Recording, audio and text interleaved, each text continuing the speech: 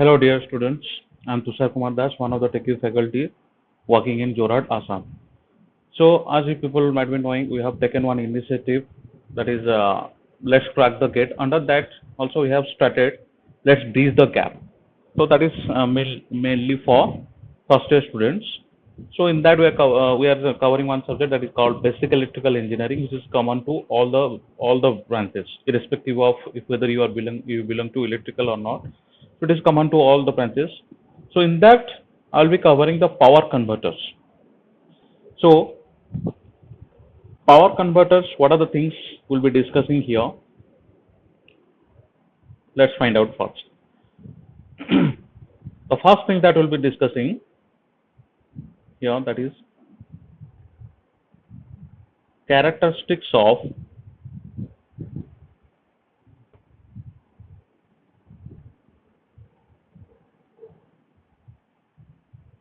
PN junction diode.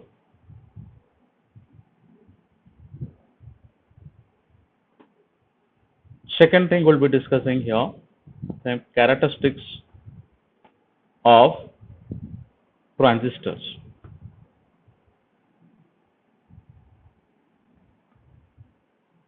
In that only discussing will be BJT.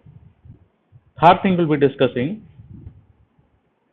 the characteristics of thyristor. Fourth one, characteristics of power BJT. So we'll see the difference between this transistor, the BJT, and this power BJT. We'll see while doing the discussion. And fifth one, we're discussing characteristics of IGBT. So that is one member of the transistor family, which is known as insulated gate bipolar junction transistor. That also will see. Then next, we'll be discussing single phase rectifiers. So which will be the application of the devices that you will be studying. First one will see single phase rectifiers with resistive load.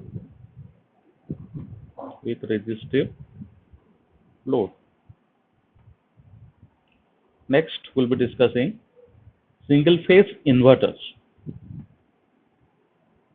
Inverters, you might be aware that it converts DC to AC. So single phase inverters also will be studying. And the last one that we'll be studying, that is DC to DC converter. So it is these are the sixth, seventh, and eighth part or eighth topic. So these are merely the application of the devices that will be studying.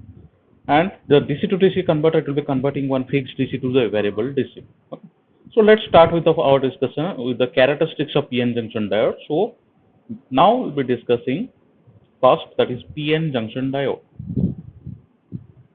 PN junction diode. Clear? So if you see this particularly PN junction diode, that is nothing but a semiconductor device. This is nothing but a semiconductor device. So what do you mean by semiconductor? So the materials, if you see the overall, the materials are classified into three categories. So what are those categories? The first one is known as conductor. Second one is known as insulator. Okay. And third one is nothing but it is the in between in terms of, as far as conduction is concerned, it is in between the conductor and insulator. So this is known as semiconductor. Okay. So the materials that these are classified under like conductor, insulator, and semiconductor based on its capability to allow the current to flow through it. Okay. So if it allows the current to flow through it, then it will be known as easily. If it allows, then it is known as conductor. And if it does not allow flow of current through it, so that is insulator. And semiconductor, it will allow current to flow through it at certain condition. Okay. So then how it is defined? If you see, just open this, or if you go to the electron level, you know, every matter contains the several atoms. If you open the atom, then you will be finding out electrons, neutrons, protons, like that. So if you divide, if you define, okay, if you define the conductor, insulator, semiconductor based on the those electrons, then how will be defining? So the conductor, insulator, and semiconductor can be defined based on the band diagram. Okay, so what is that band diagram? You know, there will be one. If you see the go to the atomic structure, there will be one nucleus, and surrounding electrons will be there. So electrons, the last most orbit, that is known as the valency cell. So valency cell electron, these are very prone to get excited if small potential or the temperature is being increased. Okay, so for that reason, if you increase the heat, or if you apply the heat, or if you apply the certain potential, then those valence electrons have a high tendency to jump to the next orbit. So that will be behaving like a free electrons, which will be defining the conductivity of the material. Clear? So how it is defined? Let's say for a conductor, so this will be known as, let's say, conduction band. This is known as conduction band, and this one will be the valency band. Valency band. Valency band means the valency electrons. For example, let's say it is a, let's say it is a silicon. Okay, so silicon. So how will be writing the electronic configuration of the silicon? You can write down, this one is neon, then 3s2 3p2. That means you are having 4 electrons in the valency cell, that is 3s and 3p. Clear? So those 4 electrons will be present here. Those 4 electrons will be present here, and this is the gap between the conduction band and valency band. Clear? Now, if this is what called the energy gap. This is called energy gap, which is expressed in electron volt. Okay, if this gap will be greater than 5 electron volt, then this will be termed as insulator. This will be termed as insulator because the gap is high. So even if you apply the potential, the valency electrons may not be able to go to the conduction band, which will, if it reaches to the conduction band, then only it will allow the conduction of electricity. Clear? Now, if this gap will be less, okay, this gap means if the conduction band is somewhere here. Let's draw it. This is the valency band. I am writing now, it is BB, and this is conduction band. If this gap is around 1 to 2 electron volt, then this is termed as semiconductor. This is termed as semiconductor. Why semiconductor? If you apply the small amount of potential, okay, that is what called the threshold value, then the valence electrons will jump to the conduction band and it will start conducting. Okay, so it is like a conditional. It is like a conditional. If that condition is satisfied, then it will conduct. So this is what called semiconductor. Now, if you see the conductor, this, let's say this is your conduction band, and this one is your valency band. Okay, sorry, valency band, let it be here.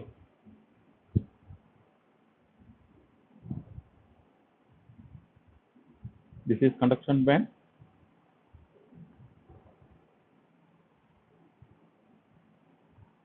and this dotted line, okay, this line, this is your valency band. So if you see, these are overlapping. These are overlapping. So overlapping, if the conduction band and valency band both are overlapping, means electrons are almost like a free, behaving like free electrons. As soon as you just a little bit, if you increase the temperature, or if you increase the potential, if you give small value of potential, then it will conduct electricity. Okay, so at this layers of conduction band and valency band are overlapping, then this is known as conductors. So we will not discuss about the insulator, we will not discuss about the conductor. So our main interest is the semiconductor. So semiconductor, so diode, the PN junction diode is nothing but a semiconductor. So now we have you know the what is the basically a semiconductor. Then particularly you will see that PN junction diode. So PN junction diode. So what is this P and N, that we'll see. Diode. Okay. So diode, its name suggests it has two terminals. So that's what is known as diode.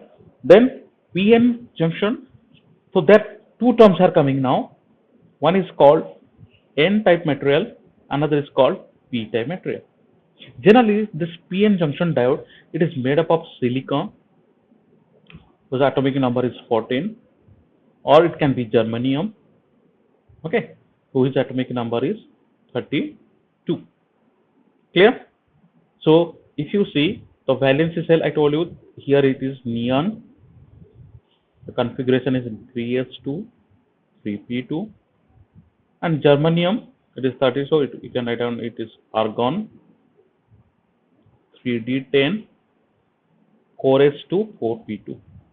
If you see in the both the cases the valency cell electrons, here it is 4, here it is 4. Generally these two materials are used for the designing the diode, but specifically the silicon is preferred. Why? Because silicons are plentifully available. If you see, silicon is nothing but is part of silica, silicon dioxide that you can find out in the sands. So that's why as the silicon is plentifully available, so silicon is widely preferred for the design of the semiconductor devices. Now some advanced devices like advanced elements like compound gallium arsenide, okay, a combination is a composite material, or gallium arsenide and phosphide. So these materials are advanced, but we'll keep our discussion limited to the silicon and germanium. So if you see, the silicon is having 4 electrons in the valency cell. Now the silicon, it is like a pure crystal. So that silicon, if you take only the silicon, you are not adding any material to it, then that is termed as the intrinsic material. Okay, that is termed as intrinsic material. But if you add certain element, then that process is called doping. So by doping, if you add certain extra material, then only you'll be forming two types of material. One is called N-type material, another is called P-type material. So this is called N-type material and this is called P-type material. So what is this N-type material? N-type material, it is the material where there are two kind of things. So two kind of things are present here. Let's say this is the nucleus, and let's say this is the valence cell. Now let's say this is one electron. This is one electron is present, and if you are applying certain potential, or you are increasing the temperature, then this electron may jump to the next higher orbit. If the electron jumps to the next higher orbit, then what will happen? Here one void will be created. So that void is called as hole. Okay, why? So why it is called hole? Because it is like a deficiency of electron. So absence of electron, you can say. So this absence of electron, which can accommodate one electron inside it, so that is known as hole. Then what is the charge of that hole? As it can attract one electron, that's why it is assumed that it is positively charged. Clear? Similarly, the electrons are jumping to the next level. So electrons, no need to say that electrons are negatively charged. Clear? So holes are positively charged and electrons are negatively charged. By taking these two material, these two things that are charge carriers, that is hole as well as electron, we are designing the N-type material and P-type material. Then what is the specification? Now let's first see how the N-type material is created. N-type material. How the N-type material is created. We'll be referring all these materials. Let's say it is made up of silicon.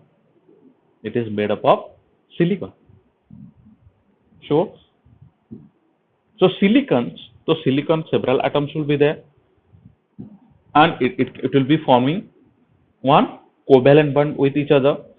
Now let's say we'll be adding some material to it.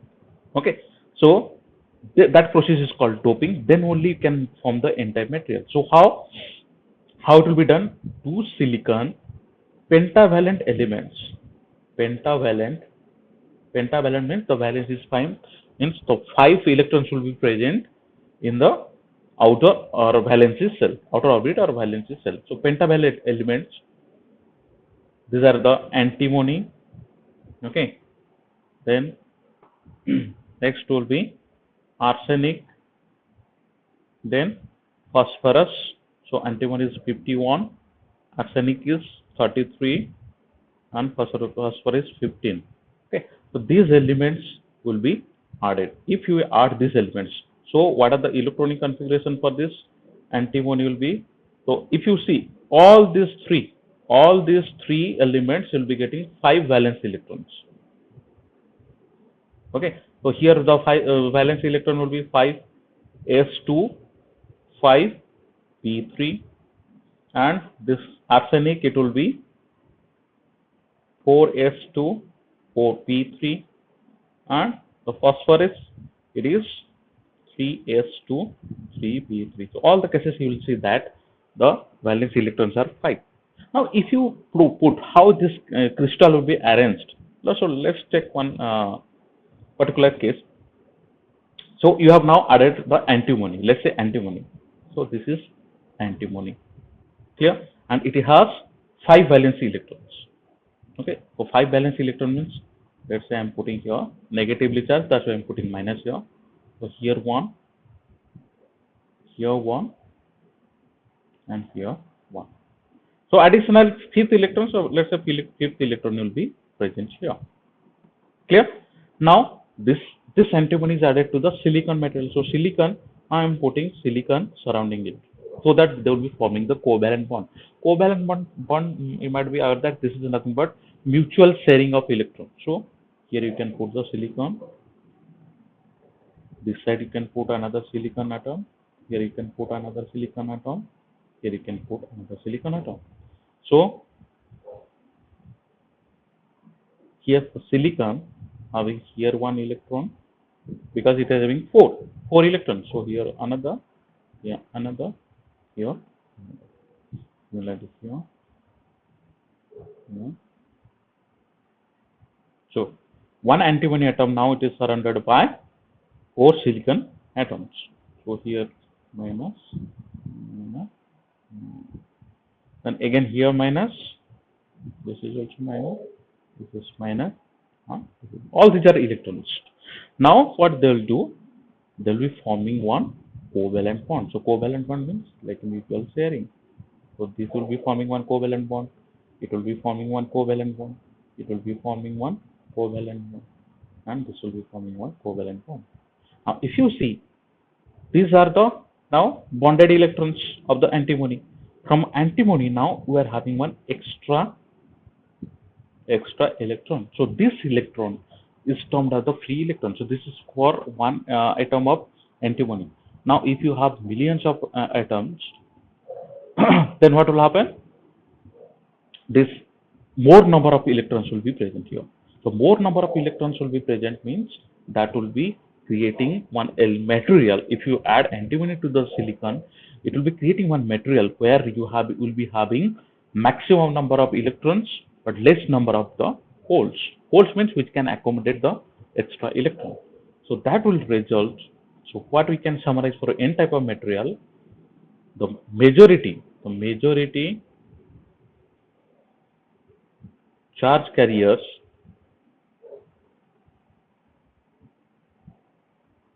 will be electrons and the minority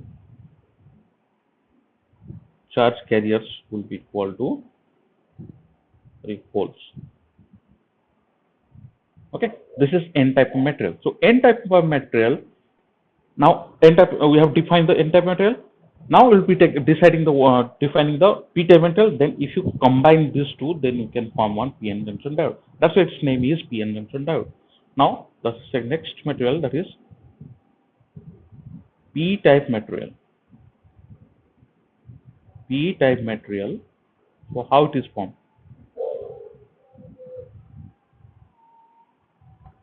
So p-type material again will be taking the silicon, but to this will be adding trivalent elements. Trivalent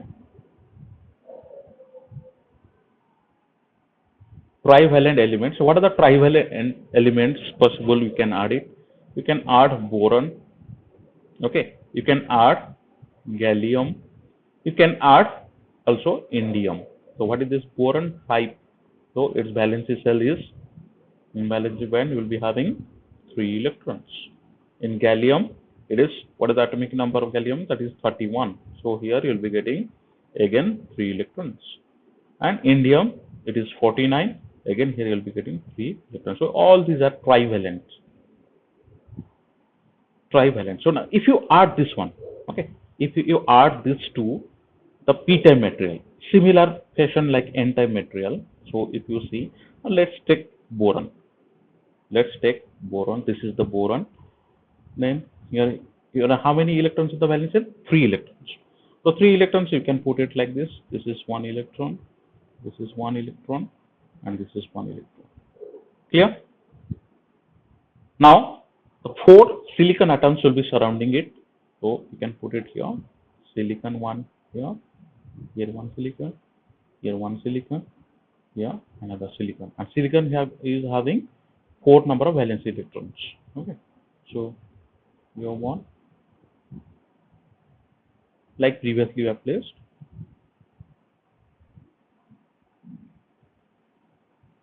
Here minus, and minus. So here it is. So these are the, it's one boron atom is surrounded by 4 silicon atoms. Now so you see these will be forming one covalent bond. Covalent means mutual sharing. So this will form one another covalent bond. This will form one another covalent bond. But here if you see there is no electrons present here. So they will be forming one, but here what is that? So I told you that deficiency of electron is nothing but hole. So we can assume that there is one electron can be accommodated. So that's why you can say that there is nothing but a hole. So this is known as a void or hole. Clear? So it can accommodate one electron. So one such boron atom is creating one void or hole. Several such boron atom, if is surrounded by silicon atom, then it will be generating more number of holes. Okay. So more number of holes means you can summarize this one as that here in the p-type material, a majority charge carriers are holes and minority charge carriers are electrons. So these are the two type material, p-type material, n-type material we have defined. Now if you combine these two, then you can form one diode. So now how will we combining? Let's take one p-type material.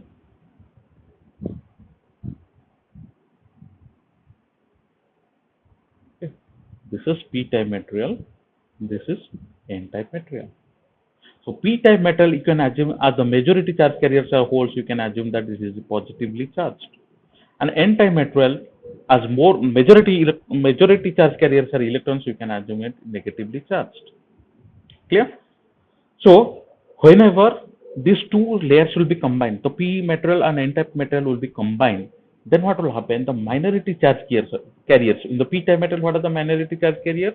Those are nothing but electrons. Okay. And what is the minority charge carrier in the n-type material? So here these are having holes. So this will be forming, they will be forming one layer, which is known as depletion layer. So this is without applying any voltage. We have not applied any voltage. So this is what called depletion layer. Okay. Then if you apply the voltage, we can see what happens exactly. Okay. So this is one terminal. This is another terminal. Okay. So this depletion layer. So what will happen if you are not applying any voltage? You will be finding out this depletion layer. So it will be If you see, so this is negative. If you want to represent this in terms of some potential or voltage, so here you can put it here negative terminal, and here it will be a positive terminal. Okay, so this will be the due to the depletion layer. Depletion layer means the two oppositely charged particles are placed close to each other. Okay. Now, let's say this is the condition where you have not applied any voltage. So here you have not applied no potential. No potential is applied or no voltage is applied. Here, now the first case, that is no potential is applied. Second case, if you see, take same PN diode, PN junction. This is P, this is N.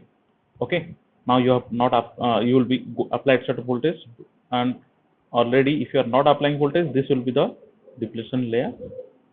Okay, now what you do, this is positive, this is negative charge. Now what you do, apply some voltage which is reverse voltage. Here you connect the negative potential, here positive potential is connected to the system. So this is negatively charged, this is positively charged of applied voltage. Let's say this is voltage.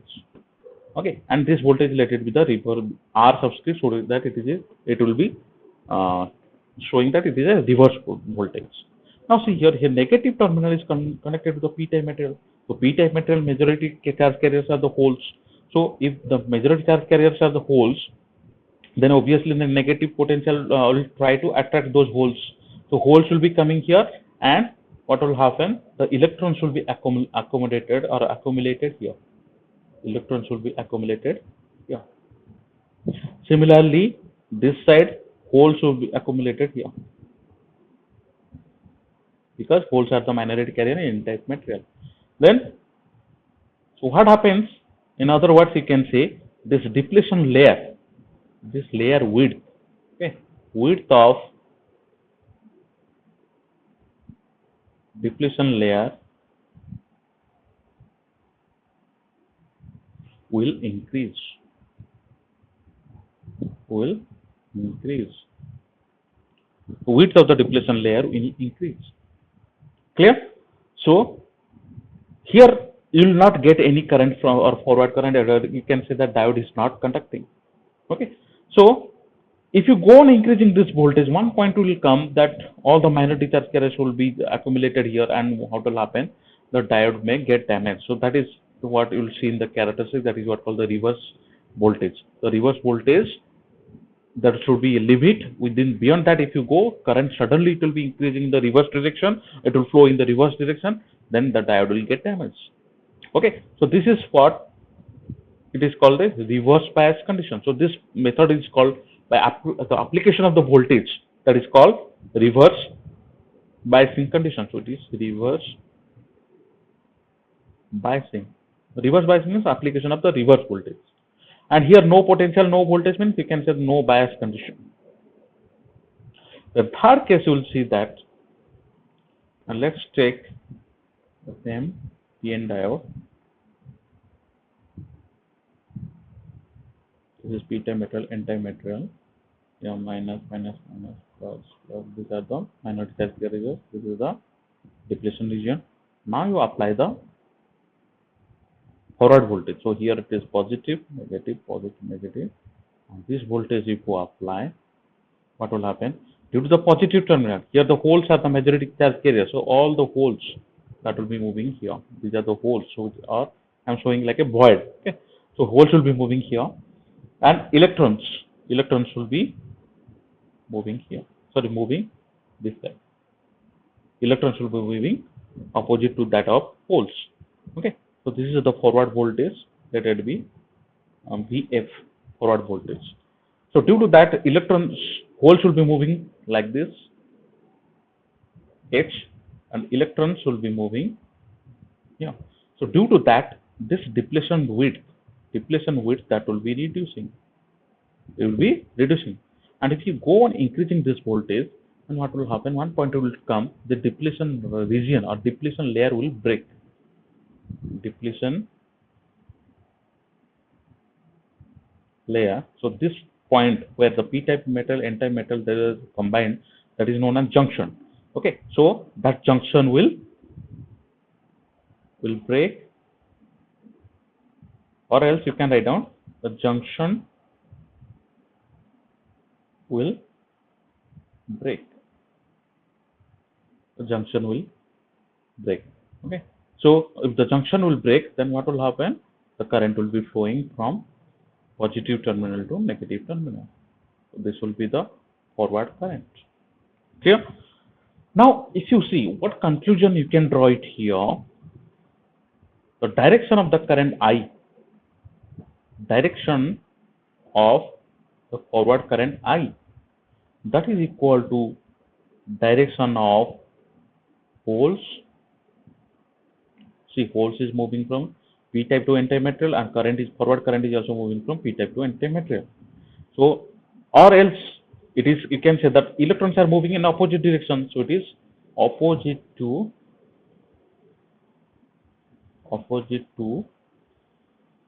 the direction of electrons. Okay, always remember this one. The direction of current, that is equal to the same direction as the holes and opposite to the direction of electrons. Clear? So this is how the current now starts flowing. Yeah. Now, if you take, or if you now we can draw the characteristics of diode. So characteristics of diode, if you plot,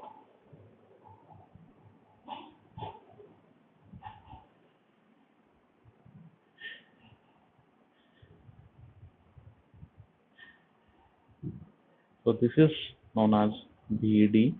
You can take it VD. VD is nothing but voltage across the diode, and this is nothing but current across the diode. So this will be minus ID, this will be minus VD. So what happens whenever you are applying certain voltage? Okay, let's say we'll see the forward characteristics. Forward characteristics means this is, see here you have applied a voltage, positive voltage, so this is what called forward biasing. Forward biasing. So in this forward biasing, so we have applied the positive voltage. So if you are increasing the voltage from 0, suddenly it will not conduct because the depletion layer will oppose that. So if you go on increasing the voltage, one point it will come, so that what will happen? The current, it will break the depletion layer, or it will break the junction, so it will start conducting. So up to that period, what will happen? A very minimum amount of current will be flowing. That is what the leakage current. It will be in microampere. So if you plot the characteristics, okay, now how it will be? It will be starting from 0. A very small amount of current will be flowing, but one point where it will be reaching to the voltage where the junction will break. That is what called the threshold voltage, or the forward breakover voltage. Then diode current will be increasing in this fashion. So diode current will be increasing in this fashion. So this is known as forward breakover voltage, VFB. Let it be. VFB means the forward breakover, FBO, breakover voltage. So this voltage, if you apply this voltage, if we increase the voltage up to this VFBO, then the junction will break and it will start conducting, and current will be increasing in this fashion. Clear? Now this is what the forward, if you are applying the forward voltage. Okay. Now what happens if you apply the reverse voltage? Okay. If you apply the reverse voltage, that is nothing but the reverse bias condition. The reverse bias condition, what will happen? So when you apply the reverse current, a very small amount of current, so that will be almost nearly equal to 0. But if it will be coming to this one VBR, that is the reverse breakover voltage, suddenly if you are applying the voltage like this, suddenly current will be increasing R at a sharper rate. Okay.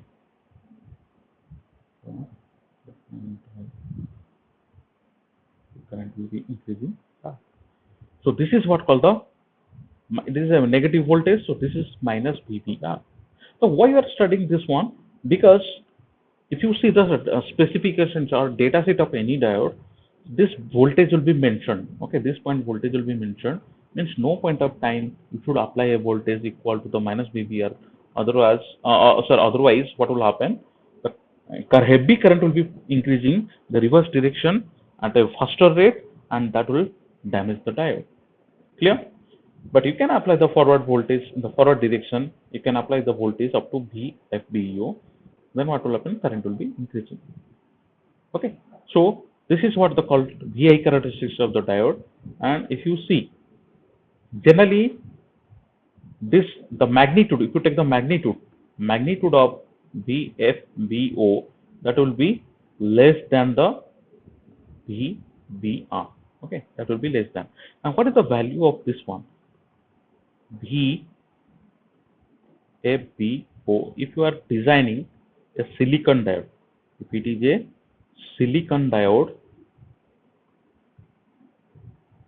a silicon diode, then FBO will be equal to 0.7 volt. 0.7 volt, that is nothing but the at this voltage the junction will break, so that what is called forward breakover voltage. And this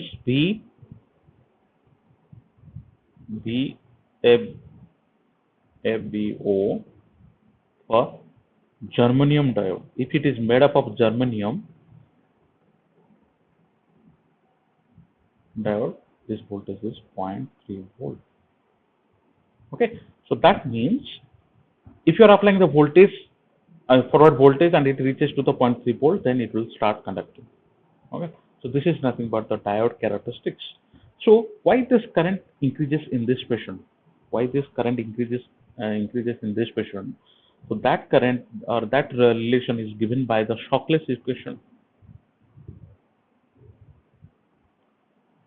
Shockley's equation. So he has taken given one equation which is relating the diode current as well as the voltage across the diode. ID equal to some initial saturation current. What that saturation current? So whenever you are applying certain voltage, it's very small. I told you the microampere current will be flowing. So that is Is into e to the power n, e to the power Vd divided by n into Vt, okay, minus 1. Okay, so this is what called the Shockley's equation, which is relating the Vd and Id. If you see now, Id is a function of Vd, okay, but it is related exponential relation. Then what is this n? N is nothing but called ideality factor. N is known as ideality factor. Ideality factor, it is related with the how much it is related with the ideal diode. So generally it is taken as 1 or 2. It will be between 1 or it is taken as 1 or 2. So that depends on the several factors. And what is this Vt? Vt is known as the thermal voltage. Thermal voltage. So that is one thing about the on this semiconductor device. It is more temperature dependent. That is one, you can say it is one of the drawback. It is more temperature dependent. What is this thermal voltage? How it is expressed? It is K T divided by Q. Okay. What is this? That K? K is known as Boltzmann's constant.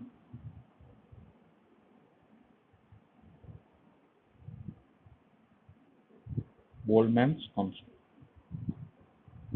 What is its value? The value is 1.38 into 10 to the power minus 23 joule per Kelvin. Okay. What is the T? T is the absolute temperature in Kelvin.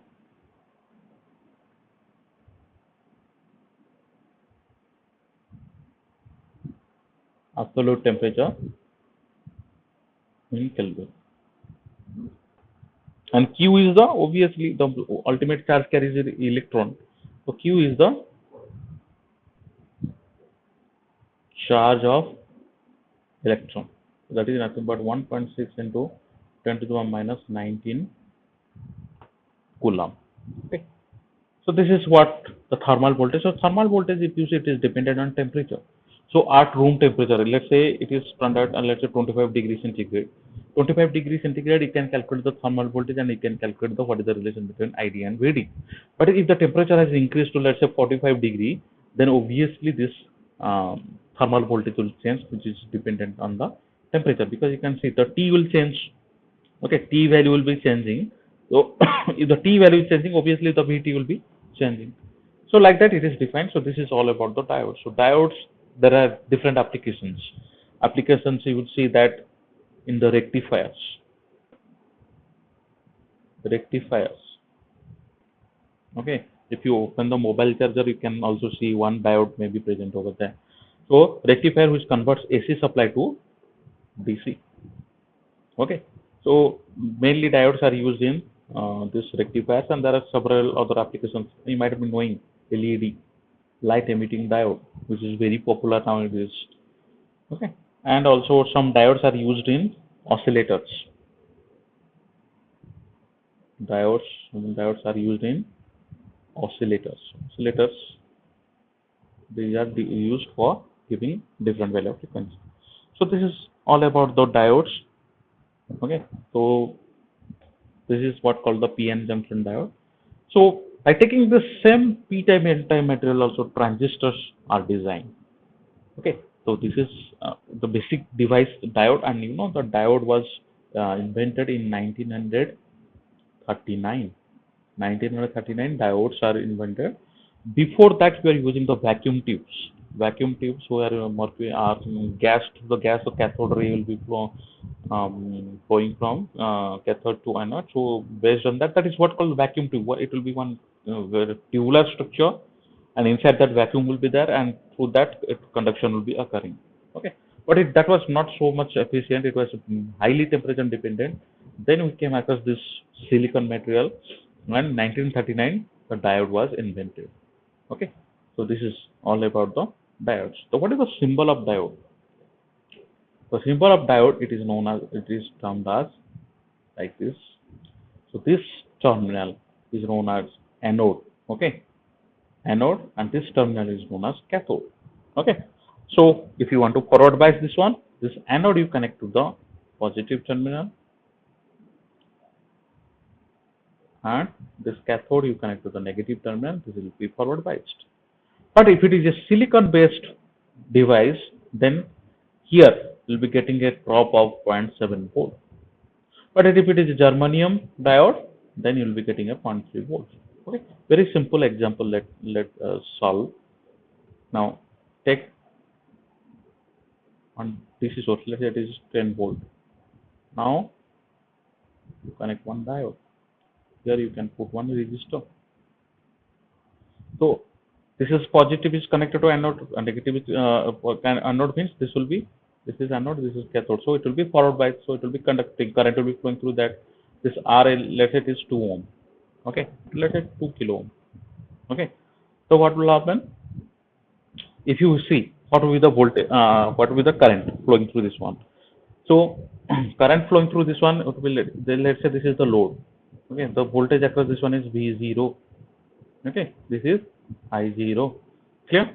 So what if you apply KVL here? It will be 10 volt. Here it is if it is silicon made up of, then what will be the voltage V0? V0 will be equal to 10 minus 0.7. So that is 9.3 volts. So 9.3 by 2 kilo ohm, you will be getting the current.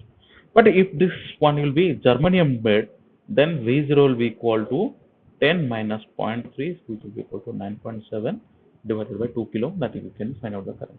Okay, this is one case. Or also you can connect the, we will be studying the next section, that is the rectifier. In the rectifier we will find out when applying the AC voltage what happens, or we will draw the waveform. So everything we will discuss over there. Okay, so this is all about the diodes. Now next device that will go, that is nothing but transistor. Okay, so transistor, if you see, transistor, it is, you can, that extended version of the diode. So diode, it is a 2-terminal device, but the transistors, it will be a 3-terminal device. Okay, the concept is taken again, the same p-type material and n-type material are taken into consideration, and the operations will see what are the different kind of operations of transistor, what are the different applications also. Okay. So next, that is transistor. Okay. Or in short, it is popularly it is known as BJT. What is that? BJT? Bipolar junction transistor. Bipolar junction transistor. So bipolar means here you will see that both electrons as well as holes will take part in the operation of the in the conduction. That's what is known as bipolar. And obviously junction means definitely two junctions will be present here. So it is a three-terminal device. It is a three-terminal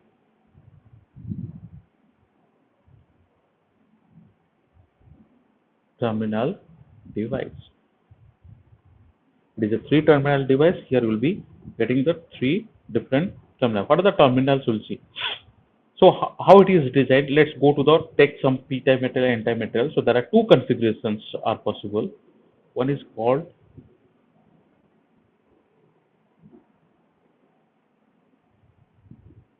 this is what called PNP. Take one p-type material. Take one p-type material, two p-type material and one n-type material. If they are placing, there will be a transistor. So this is one terminal, this is another terminal, this is another terminal. If you take the reverse, means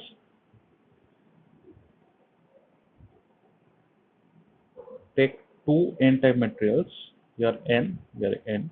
In between you can put it p-type material. So this is what called these are the three terminals. So this is called PNP transistor, and this is called NPN transistor. Okay. So what are these terminals? We'll see one by one. But let's see what happens inside that. If you see, you have applied the different voltages to the diode, and we have observed what happens inside it. Similarly, here we'll be applying the different voltages. Here, three terminals will be there, means three voltages will be given. Generally, you see the most of the applications of transistor uses amplifier, and if you see, you will be studying the next section, that is power BJT, that is used as a switch. Okay, high frequency switch. So and before that, at the signal level, what are the transistor will be studying? That is the signal level. So there you will be finding out it is more abundantly used in amplification. Amplification means like audio amplifier. You might be using a woofer. If you open that, you definitely will be getting the several transistors. So it is audio amplifier. Amplifier means if you are applying a signal like this, it will be giving the high value of amplitude. So this is amplitude has been enhanced. So that is what called amplifier. Okay. Now let's see how the voltage will be applying and what will happen inside that. Okay. So let's take the first example of one PNP type material. Okay. One PNP transistor.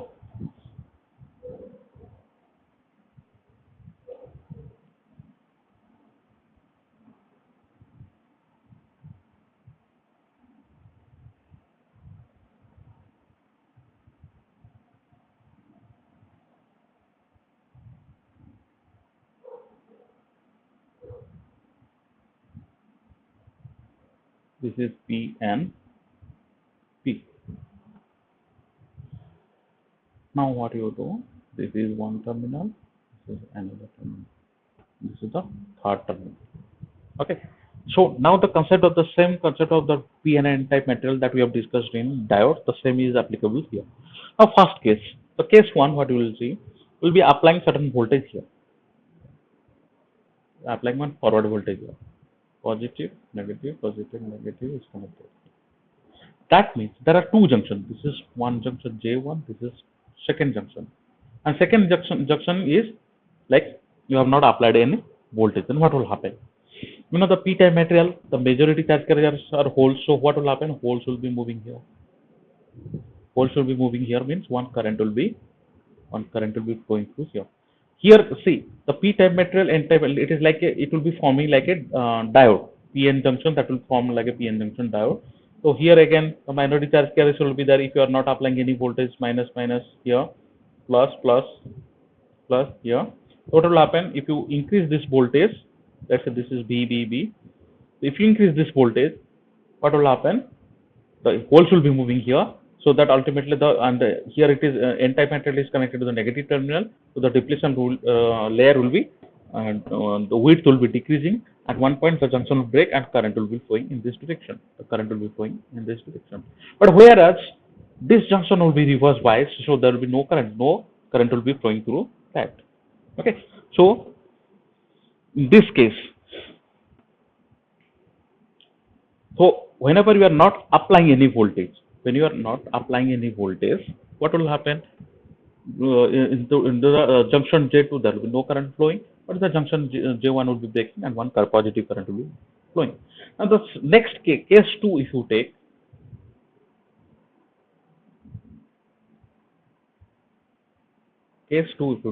take some material, that is p-type material.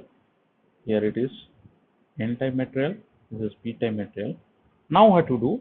Do not apply any voltage here between these two terminals. Don't apply any voltage, but you apply one voltage here between the junction J1, this is J2.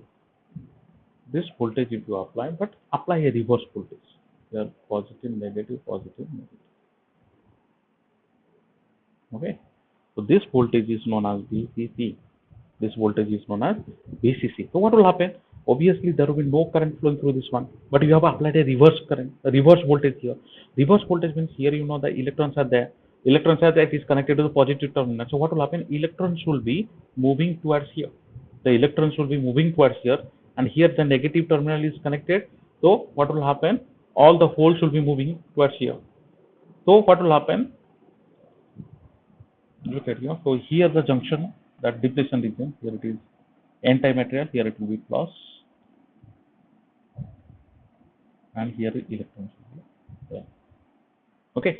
Now, due to that, when you are applying the reverse voltage, what will happen? All the holes will be moving towards the negative terminal. So holes will be moving here, but the electrons will be moving here. Then what will happen? This junction, that width, the depletion width, that will be increasing.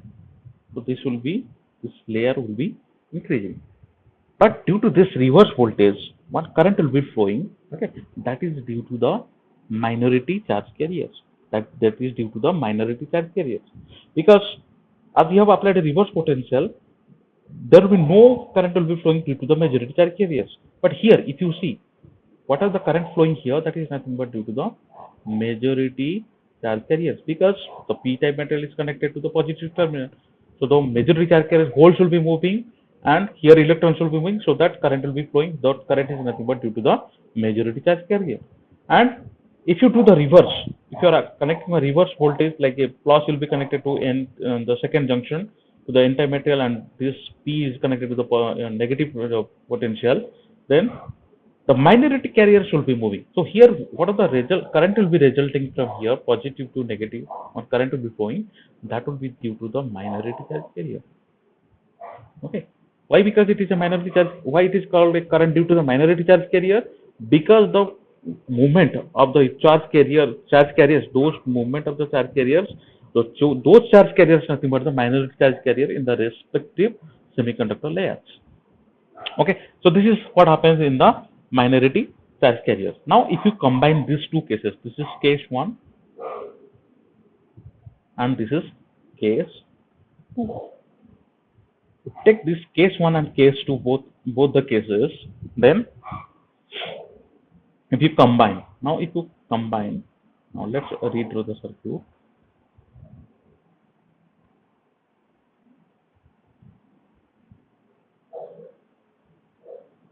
This is p-type material, n-type material, and p-type material.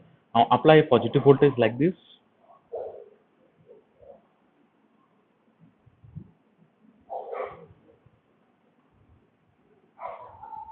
positive voltage like this, and this is junction 1, J1, this is J2, and a reverse potential like case 2.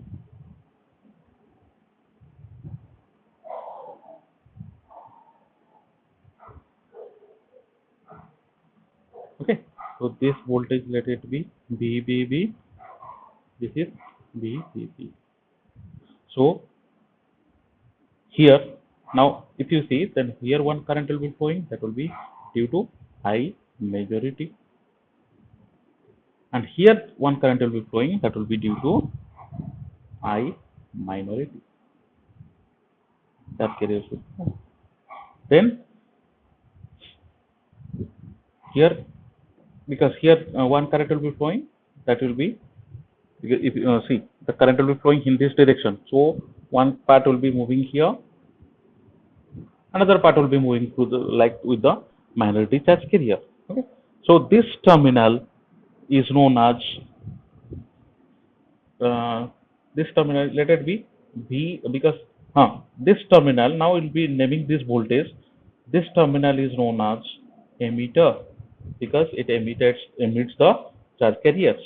So this terminal actually collects the charge carriers, so that will be the collector, and this terminal will be known as B. Okay, so this terminal, it is BEB, so this voltage will be BEE, and this voltage is known as VCC. Clear? So if you see, if you apply the current, apply the KCL, so this current will be now known as the emitter current. This current will be known as now collector current, and this current will be known as the base current. So now if you apply KCL, so like this is a node, so here will be the current is IE, here the current is IC, and here current is IB. So this is equal to, if you apply KCL, IE equal to IC plus IB, and this is valid for all the transistors. So this is how the transistor will be operated. So how it is operated? Base to emitter junction. So this junction J1, it is known as the base to emitter junction. That must be forward biased. Okay, and the junction J2, that is nothing but base to collector junction, collector to base junction. So that will be collector to base junction, that will be always reverse biased. Clear? Then only you will be this it will be operating in the one region where it can be used as used for amplification. What happens if you apply a positive voltage here? If you apply certain voltage, so that junction J2 will be forward biased. Okay, if the junction J2 will be forward biased, then here in this region, here the accumulation on the middle layer will be there. All the charge carriers will be accumulated in the middle layer. So that is what called the saturation region. So all the charge carriers will be plentifully, it will be available over there. That particular period will be known as the saturation region. That region will be known as saturation region. But if you both the voltages, if both the voltages you are applying a voltage, so that it is reverse biased, means if these two regions are reverse completely, all the region junctions are reverse biased, then that is what called the cutoff region, because cutoff region only a very small amount of current, that is in microampere, that will flow, that is known as the cutoff region. So this is how it is works. So we'll see in the characteristics how it is for different configurations. Okay, while studying the characteristics. So now, as a whole, if you define what is the total current IC, the collector current. Collector current means it collects the charge carrier. So that's what is known as collector current. So IC equal to IC majority. Okay, due to the majority charge carrier plus IC due to minority charge carrier. So majority charge carriers, for p-type metal it will be holes, for n-type metal it will be electrons. Okay, so this is due to the majority charge carriers in the respective layers, and this is due to the minority, means for p-type material electrons, n-type material holes. So as it involves both majority as well as minority charge carriers for the conduction, this is the reason why this is termed as a bipolar.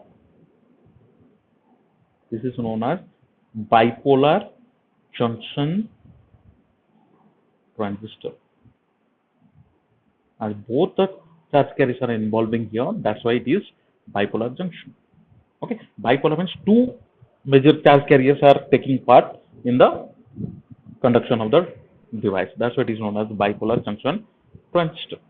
So there are several configurations we'll see for this particular transistor based on the use. So now if you define the terminals, whether it is a PNP transistor, NPN transistor, both or all the cases will be same.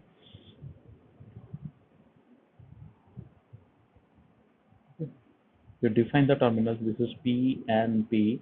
This is emitter. Middle one is base, and this is nothing but collector. Similarly, NPN. If it is NPN transistor, P transistor, again the same thing, emitter, collector, and base. If you see the direction, the emitter current will be direction will be here, base current direction will be here, collector current direction will be here. But if it is NPN transistor, emitter current direction will be here, and base current direction will be here, and the collector current direction will be here. In all the cases, so here also I equal to IC plus IB, irrespective of the configuration. Here also I equal to IC plus IB. Now, if you see the transistor symbol, it is represented like this. PNP. Okay, so PN actually it is kind of pointed in, so that's why we'll see symbol.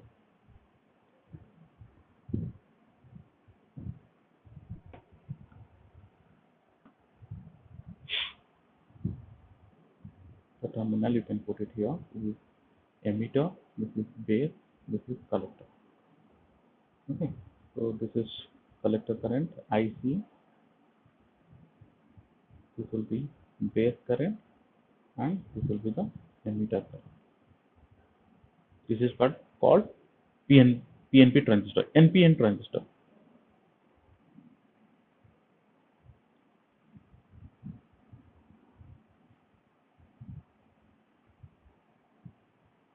NPN transistor, this will be the emitter current, this will be the collector current, this will be the base current. So this is the symbol for NPN transistor. This is PNP, this is NPN transistor. Okay, so if you take this one, whether it is NPN transistor or PNP transistor, NPN transistor and PNP transistor, it will be following this current relation, and that will be the same for all. And if you see all the cases, if you want to operate it as an amplifier base to emitter junction, you have to forward bias, and collector to base junction, you have to reverse bias. Then it will be operating. So now we will see that based on the application, as there are three terminals, one is base, emitter, and collector, there will be three different configurations. What is that? This configuration. The first configuration is known as, first one you will know,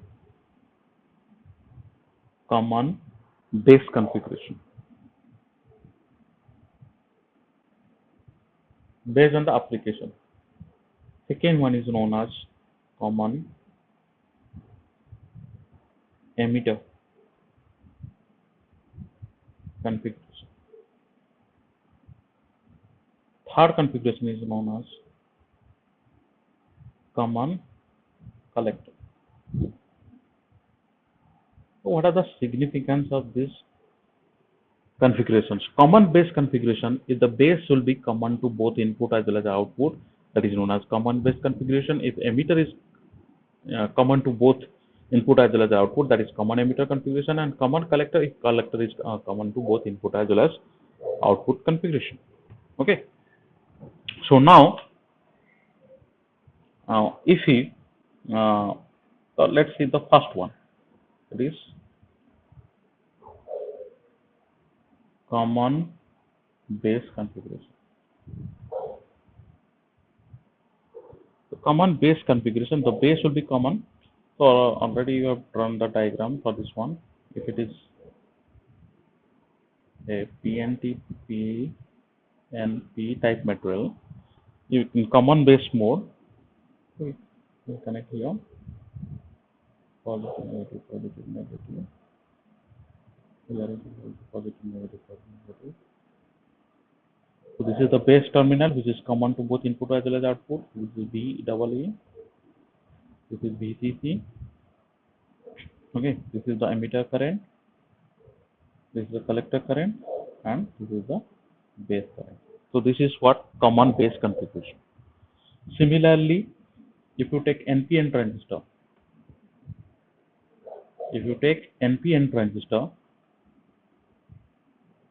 NPN, here to forward bias this one, you have to apply negative, positive, negative, positive, and this one you have to negative, positive, negative, positive. This is VCC, this is VE. N minus F plus, N minus F plus. So here the emitter current flows in this direction. This is collector current, and this will be the base current. So this is for common base configuration for both NPN and PNP transistor. Now let's see what happens here. Let's take the PNP transistor. If you see the input parameter is the base to emitter voltage.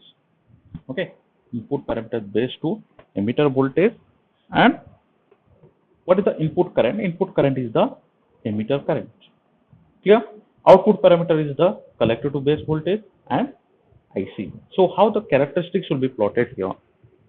Now you fix the VCC to certain value. So the all other words, the VCV value you have to fix to one particular value.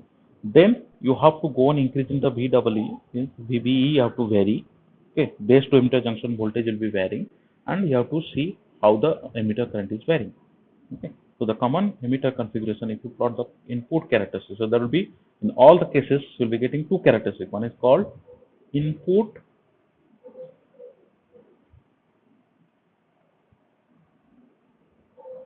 characteristics and output characteristics. So input characteristics, it is nothing but a variation of the emitter current, that is the input current, versus the base to emitter voltage for different collector to base voltage. And output characteristics, that is the variation of collector current versus VCE, VCB for different input current, that is IE. Okay, so this is the input characteristics as well as this is the output characteristics. So input characteristics relates the input parameters, output characteristics relates the output parameters. Now if you plot the input characteristics for this PNP transistor, so input this will be IE, it depends upon the voltage VBE.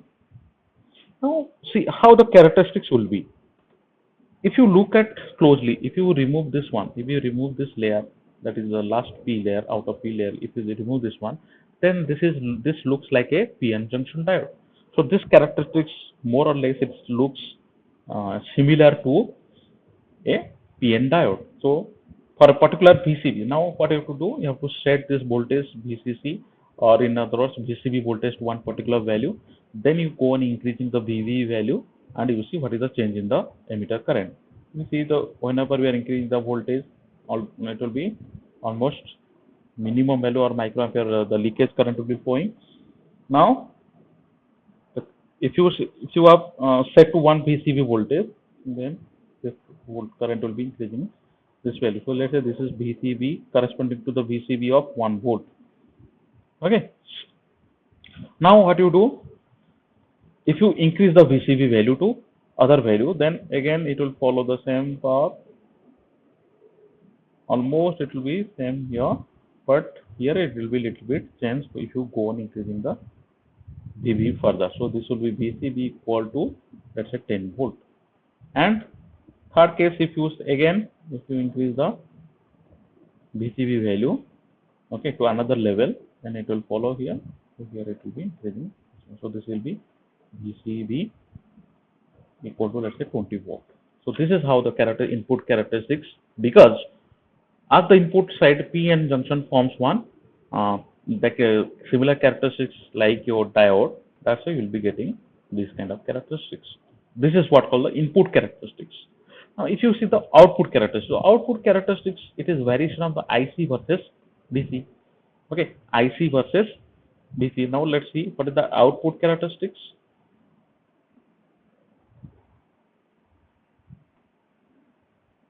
Output characteristics is what this is VCV output parameter versus the collector current.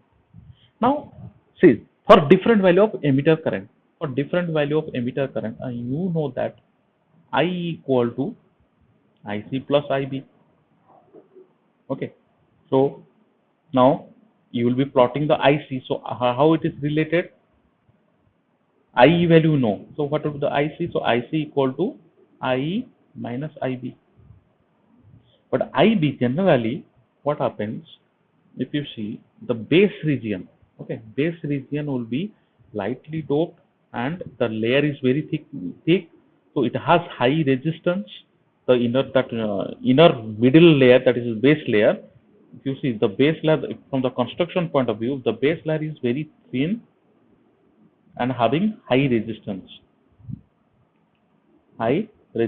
So that's why the base current always it will be in microampere. Always remember for that this signal level transistor base current will be in microampere. So in the microampere means base current, you can see that almost it will be equal to you can neglect it to 0. It is approximately equal to 0. So that you can say that IC will be approximately equal to IE.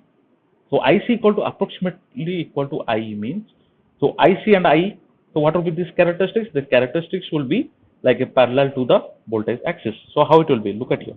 First of all, let's say IE is 0. IE is 0 means it will draw a very less amount of current.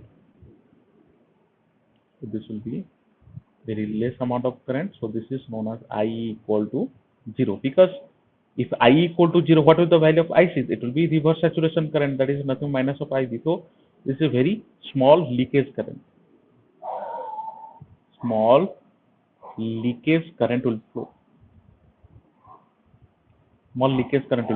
Now, if you go on increasing the I value, now further if you have increased the I value, again it will be a constant line, but I equal to, let's say it is 1 milliampere.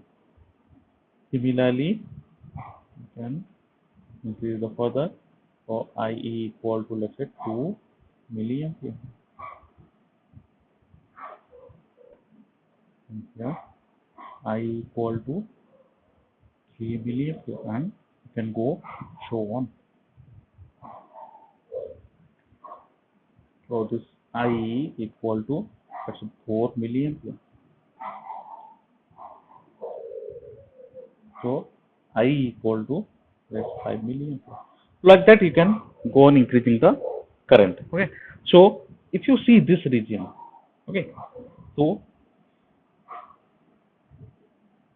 this region is defined as here, that is called saturation region. Why? Because if you see the small change in VCV in this region, that is called saturation region.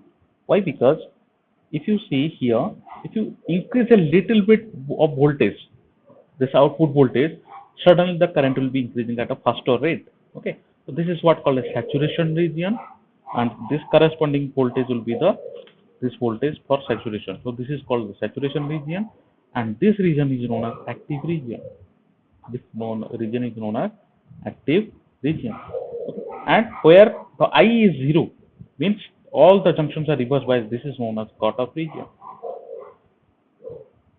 So how to operate this in active region? Already I told you the base to emitter junction will be forward biased, collector to base junction will be reverse biased. But saturation region, when this current will be increasing faster, when both the junction will be forward biased. both the junctions will be forward biased, whether it is a PNP transistor or NPN transistor, the current will be increasing at a faster rate. So that's why it is known as saturation region. And whenever the current will be one base to emitter junction will be forward biased, but collector to base junction will be reverse biased, then it will be operating in the active region. And if both the junctions are reverse biased, then it will be operating in the cutoff region. Then what is the significance of these regions?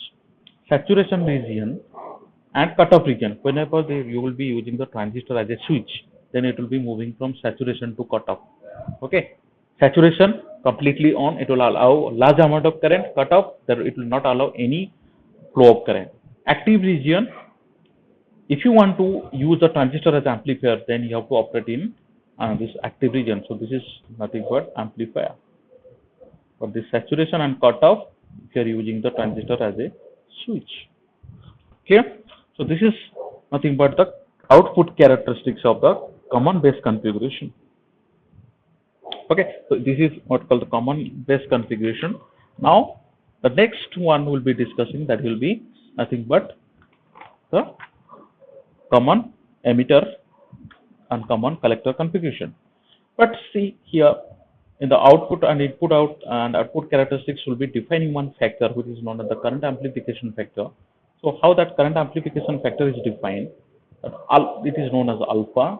This is equal to IC divided by IE. Okay, so this is known as the alpha, which is known as called current amplification factor, because it will be used as amplifier. This is what called current amplification factor. The input current is IE, IC is this one. So alpha, IC will be equal to alpha into IE. Okay. So what is this value of alpha? Alpha value varies from 0.9 to 0.98, 0.90 to 0.98. Clear? So in this range, the value of alpha is alpha varies, and exactly if you see, the IC will be equal to, from this equation it will be alpha into IE. Okay, that means whenever alpha is, I is 0, that IC should be 0, but it is not happen exactly. Why? Because I told you that IC equal to IE plus IB. Okay, IB, but this will be having whenever the input current is 0. If the input current is 0, means the base to emitter junction, if you are reverse, you have not applied any voltage, but still small amount of leakage current will be flowing from collector to base, because there will be there you have applied the reverse voltage. So that leakage current will be represented as ICBO. That is the current. CBO stand for collector to base current when emitter is open. When emitter is open. When emitter is open, so that is what called ICBO. So exact relation between this one is IC equal to alpha IE plus ICBO. So ICBO, its value will be in microampere, I will be in milliampere, and IC will be in milliampere order. But IC will be in microampere. So sometimes also it can be neglected for if you are considering a large amount of current which will be amplified. Okay, so this is all about the common base configuration, and next lecture will be continuing from here. We'll be discussing the common emitter and common collector configurations. Okay, so thank you for listening.